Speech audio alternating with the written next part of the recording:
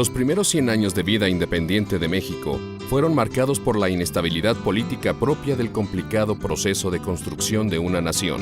Los conflictos internos y las guerras internacionales culminaron con la reafirmación nacionalista de la Reforma y Juárez, a cuya muerte siguió casi inmediatamente el régimen de Porfirio Díaz, que si bien se enmarcó en cierta estabilidad política y crecimiento económico, desembocó en una sacudida social que transformó el sistema político y social entre 1910 y 1920.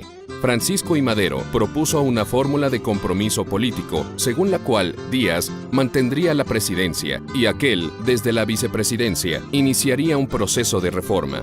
Tras el rechazo de Díaz a la propuesta, Madero fue postulado candidato a la presidencia para las elecciones de 1910 por el partido antirreeleccionista. Díaz hizo detener a su oponente y se declaró vencedor en las fraudulentas elecciones de junio de aquel año, pero Madero logró escapar de la prisión y publicó en la localidad tejana de San Antonio su célebre Plan de San Luis Potosí, en el que denunciaba el fraude electoral e incitaba a la población a que se uniera a una sublevación el 20 de noviembre.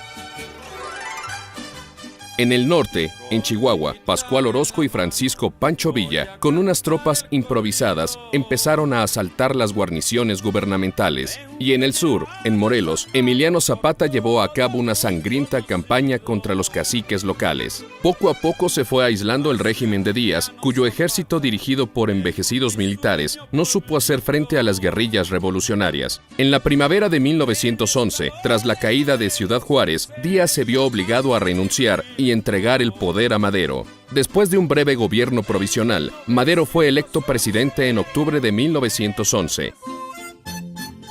Inicialmente su régimen fue acogido con entusiasmo por el pueblo, pero pronto se vio enfrentado al descontento de los campesinos que reclamaban una reforma agraria y al de los hacendados que deseaban sofocar el radicalismo de los seguidores de Zapata. En noviembre de 1911, Zapata se rebeló contra Madero en Morelos a causa del retraso en la restitución de las tierras a las comunidades indígenas, punto que se había acordado en el Plan de San Luis. Las tensiones llegaron al límite cuando estalló la revuelta de Félix Díaz, sobrino de Porfirio Díaz, que se enfrentó con las tropas federales del general Victoriano Huerta en la misma Ciudad de México. El 18 de febrero de 1913, después de 10 días de bombardeos, conocidos como la Decena Trágica, Huerta y Díaz se entrevistaron con el embajador estadounidense Henry Lane Wilson, y los tres concretaron un pacto contra Madero. Huerta asumió la presidencia de México y detuvo a Madero, que fue asesinado a los pocos días. Sin embargo, la oposición se organizó y pronto estalló una nueva insurrección en diferentes puntos en contra de Huerta. En el norte, en los estados de Chihuahua, Sonora, Sinaloa y Tamaulipas, se sublevaron Venustiano Carranza y Pancho Villa, y en el sur, en Morelos, Zapata volvía a erigirse en líder de la revuelta. Dentro de estas nuevas luchas, donde Venustiano Carranza triunfó, se promulgó la Constitución de 1917, paso decisivo para la organización del Estado postrevolucionario. No obstante, los sectores más radicales de la revolución mantuvieron la lucha hasta 1920, cuando inicia una etapa de institucionalización con Álvaro Obregón y Plutarco Elías Calles.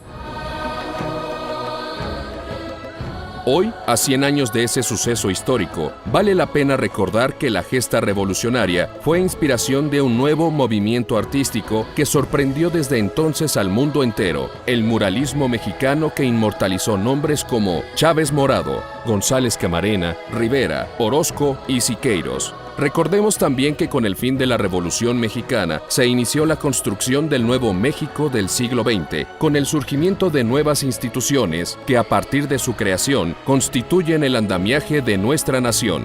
Instituciones como Nacional Financiera y el Banco Nacional de Comercio Exterior, puntales desde entonces en el ámbito económico-financiero y de las que orgullosamente formamos parte en este nuevo milenio.